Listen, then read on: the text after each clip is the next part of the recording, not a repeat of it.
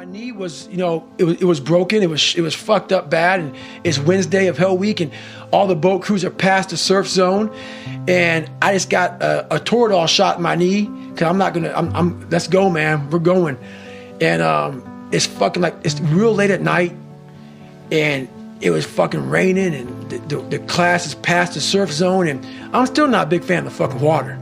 The ocean is very unforgiving. And I had this big life jacket on, and SBG's like, hey, follow me, man. Should we run a mile down to where the boat crews are at out past the surf zone? I'm thinking, hey, we're gonna wait for him to come on in. He goes, hey man, get a Kim light. He broke a Kim light, put on my hat and said, go out and fucking get him. And I was on my own. There was no swim buddy, so I can buzz you for swim buddy. Yeah. And when he said that to me, I said, are you, in my mind, I said, this motherfucker is joking. He's gotta be joking. That's what it was, but we're pretty tight now. And he said, no, that wasn't it at all. He said, you're one of the only people in my tenure as a BUD/S instructor that I've ever done that with. He said, I knew a person like you would have found that as a challenge. And I had to dig deep because I didn't want to look at him and say, hey man, I'm not doing that shit. Even though I think I could have because there was no swim buddy. Yeah. You don't go out there Wednesday night after like 80 hours of Hell Week and you're like seeing stars and shit that like I'm during the daytime. You're seeing boats that aren't out there. You're hallucinating. You're all over the place. He sent me out there. I was like, okay, this is my time to show one of the baddest motherfuckers in the world that it's on. So I got my shit, man. I went out there and did it, and I detail it well in the book, but it was a moment that I started realizing I'm starting to separate myself now.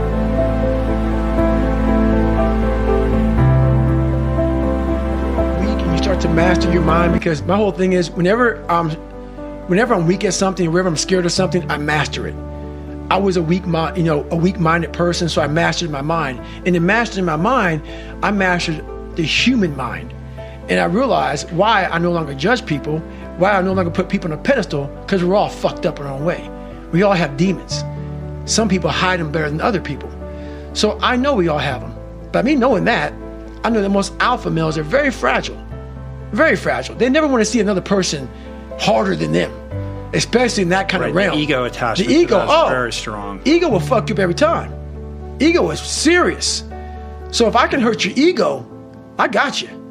So by me having such a fragile ego growing up, all this was my advantage. I was doing a live autopsy on how fucked up I was.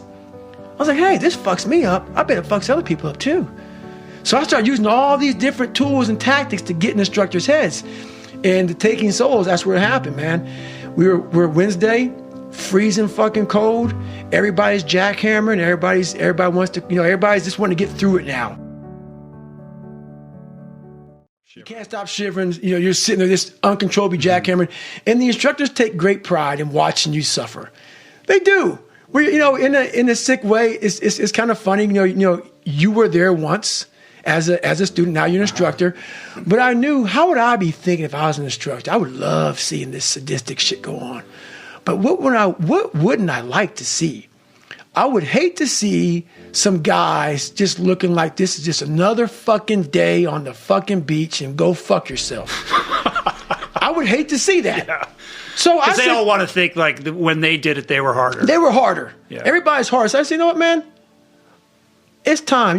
I can't fight you. You guys can fuck me up all day long. That's your job. And I love your job. I love what you guys are doing. You guys are making us better. But now I'm going to take the tactical advantage and I'm going to start fucking with you. So I got my boat crew, Bill Brown. I had Chris Kyle on my boat crew, right. American Sniper. I had a couple of hardcore motherfuckers. And everybody right now is kind of like in their own world. Let's just get through this, man. I can't wait till Friday so we can graduate, how we can get going. I said, let's go ahead and have some fun. I said, we're gonna start fucking with these guys. So the evolution here was we just got through with med check. We're stripped down to nothing, and they're checking us out, making sure we're good. Checking for pneumonia, checking for fucked up knees. My knees all jacked up, but they're giving me shots and shit. And I was like the boat crew leader of boat crew 2. Mm-hmm. So I'm in the front of the boat, and I tell our guys, this is what we're gonna do. The boat was like on our heads. So all it was, we're supposed to lift the boats up above our head. That's all you gotta do. But when you're this weak, you're this fragile, you're this tired, the boat's heavy. So there's a thing you can do when you do boat presses. You can get the boat and like just toss it up. toss it up and catch it. And that shows like you're jacked up. So everybody's holding the boat and they're shaking and the boat's starting to come down their head and all the boat crews are all lined up and they're fucked up. And I'm looking at that and I turn around my boat crew and I say, hey guys, it's time to fucking take some souls. And they're like, what the fuck are you talking about? I said, we're gonna get, I go, you see all these fucking instructors out here, all in their fucking jackets and drinking coffee and laughing and smiling and shit. I want their fucking faces to go straight up fucking numb. So we're gonna do this. We're gonna start boat pressing this motherfucker. Just take my lead, trust me, you'll get energy from it. We start throwing this boat up in the fucking air, catching it, throwing it up and catching it, and we start yelling, can't hurt fucking boat crew too. We're yelling our fucking ass off, and we're doing it. And they make a stop, like what the fuck, like stop. I look at these instructors, and their faces literally look like someone like just like took their soul out. Cause I know where their minds were. Like they were thinking about themselves. Like, what the fuck just happened, man? I know me on Wednesday, I couldn't have done that. How are they doing it? So the rest of the time, going through Hell Week, it was like we owned it. We owned it. Right. Boat Crew 2, we won every single race. We were just dominating, and it was a strong boat crew, and that's where Taking Souls is. There's a few Taking Soul stories, but that's one of them. Yeah.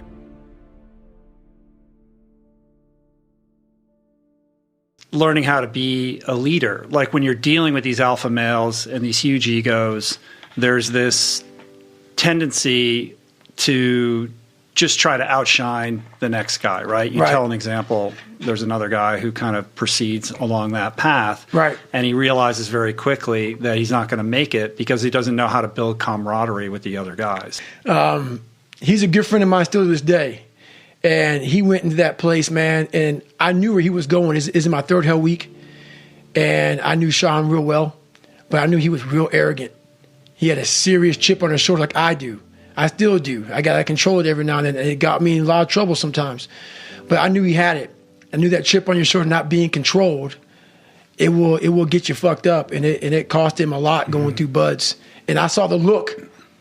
Because I once had the look when I was going through pararescue school. When something got so hard and your mind can't process the hardness, you don't know the right tools to get through something hard because you've never been challenged before. I could tell he was a superhuman, that nothing ever challenged him. But I knew, because I already been through Hell Week a couple times, I knew, motherfucker, don't underestimate that shit. It will find a fucking demon and it will bring out some insecurities in you, and it did. And it was like maybe 30 hours in the Hell Week or something like that. I'm looking over at him, and I smile at him. We're standing just like this in line, and he's getting his med check. A doctor's looking at him. It happened just to be beautiful timing. And I'm sitting there. I'm getting med checked, and I'm looking at him, and his eyes says he's 1,000 yards still looking right through me. And he's getting med checked, and I'm looking at him. And before all this happened, I told him, I said, don't underestimate this motherfucker, man. He goes, I can't ever see myself quitting shit, Goggins. I go, watch out. I go, this motherfucker will get in your head. I go, the end is a long way away. So we're sitting there eye to eye, and he didn't see me. I'm right in front of him. And I can tell he's thinking he has that quitting mind starting up. And I look at him, I go, I told you, motherfucker. I told you, motherfucker. And next thing I knew, man, a car pulls up, and he rolled out. Rings the bell. He rings the bell and he quits. But it was he's a great human being, hard motherfucker. It doesn't make you, when you quit something like that, man, it's a huge lesson learned that I can't go into anything thinking that there's nothing that's not going to get in my way. You got to be prepared for all those obstacles. Right.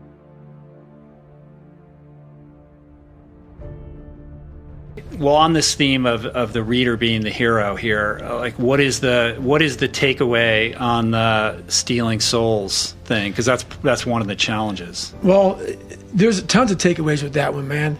It's about finding energy and strength when you have none. Like a lot of times in life, like that situation right there, man, it's the worst time of your life. There's energy all around us, but we think that we have to have it. It has to come externally a lot of times. We gotta have like a TV in front of us, watch somebody, listen to a podcast, listen to a great music. A lot of times in life it's fucking quiet. And those are the times when you want to run and hide. You gotta be able to find energy. You gotta make up games, make up tricks, make up whatever you can to get to the next evolution of life. So taking souls is just another way. It's not about hurting the person you're against. It's about finding a tactical advantage in every situation you fucking physically can to get to the next. You're trying to inch further to the goal line. And you don't want to. And what is that goal line? The goal line is whatever it is for you. For me, I want to get through Hell Week. I want to get through Hell Week with my head up high, being strong. I don't know what the goal line is for everybody. My goal line has been very different for most people. But you're trying to find energy and strength to stay in the fight, to continue on until you get that second wind. The second wind is coming, whatever the second wind may be for you. It's coming. But what happens is we get so stressed out that the end is so far away that we just can't find another foothold or another handhold, so we jump off the cliff and we just fall. There's another one, you got to find it. So taking soul is the one way to do it.